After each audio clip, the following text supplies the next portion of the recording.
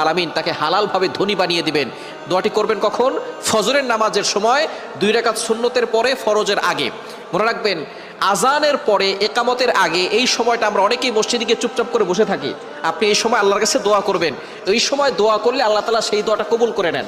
আর দোয়া লা ইউরাদ্দু বাইনাল আযানি ওয়াল ইকামা, তিরমিজি শরীফের হাদিস, আবু দাউদ শরীফের হাদিস। আজান ও ইকামতের মাঝখানে দোয়া করলে সেই দোয়াটা কবুল ফিরিয়ে দেওয়া হয় না, সেই দোয়া কবুল করা হয়।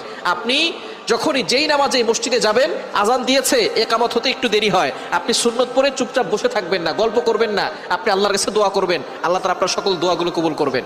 ফজরের সুন্নতের পরে আপনি ফরজের আগে মধ্যবর্তী সময় আপনি সুন্নত ঘরেও পড়তে পারেন। আজান দিয়েছে, আপনি একটু আগে উঠবেন, তাহাজ্জুদ নামাজ পড়বেন, অথবা আপনি তাহাজ্জুদ নামাজ পড়ে সুন্নত আজান দেওয়ার সাথে সাথে সুন্নতটা ঘরে পড়বেন। ঘরে পড়ে মসজিদ যদি কাছে হয় তাহলে ঘরে বসে আমল করতে পারবেন, অথবা আপনি চলতে ফিরতে আপনি আমলটা করতে পারবেন। দোয়াটি হচ্ছে লা ইলাহা ইল্লাল্লাহুল মালিকুল হাক্কুল মুবিন।